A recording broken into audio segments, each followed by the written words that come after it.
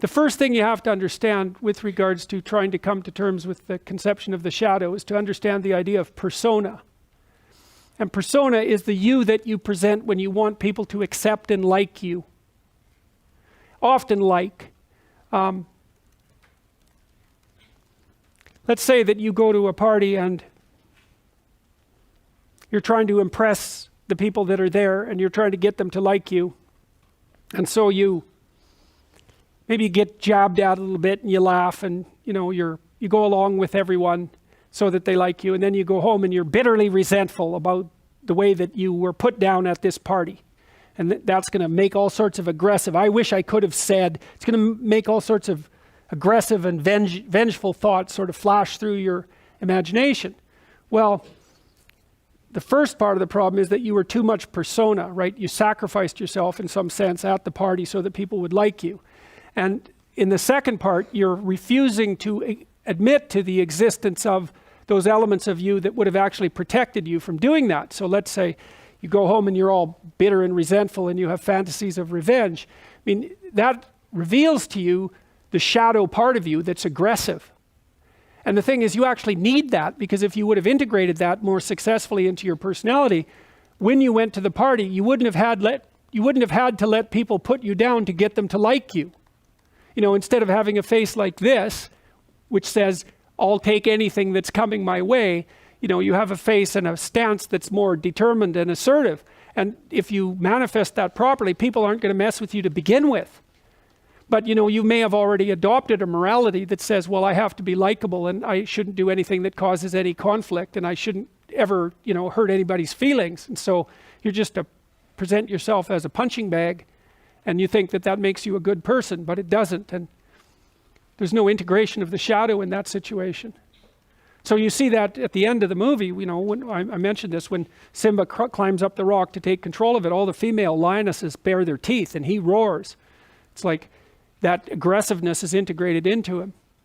And so resentment is a really good emotion for making contact with the shadow side, because if you're resentful about something, it basically reveals two things. It either means that you're immature and you should stop whining and get on with things. Someone's asked, this often happens with adolescents who are asked, say, by their mother to clean up their room. They get all resentful about it. It's like, shut up and clean up your room. It's not that much to ask. Or, so that can be a gateway into the observation of your own immaturity. Or it's possible that you're resentful because people really have been poking at you too much and taking cheap shots at you and oppressing you. But what that means is that you've got some things to say that you haven't been willing to say or don't know how to say, right? You can't stand up for yourself properly. And in order to do that, you have to grow some teeth and be willing to use them.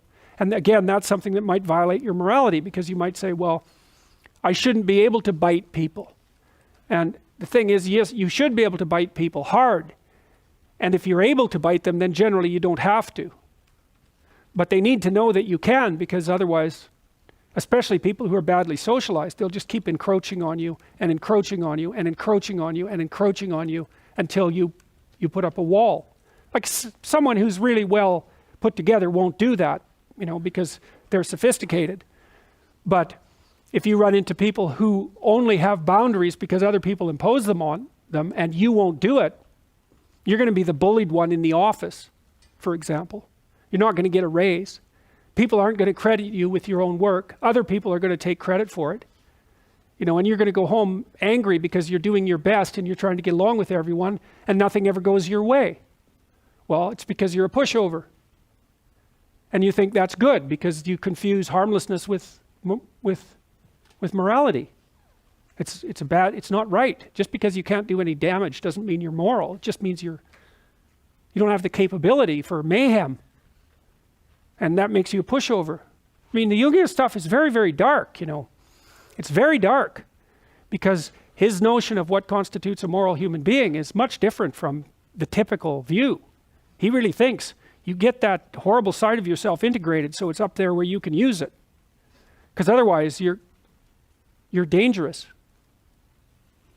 You can't say no to people and you'll go along with the crowd. And then if the crowd does something particularly pathological, which it's liable to do, you won't be able to resist it. You won't have the strength of character. And so then you'll fall prey to crowd pathology. And it'll be because you're too agreeable with a shadow resentful side that the crowd and its murderous intent is going to act out. So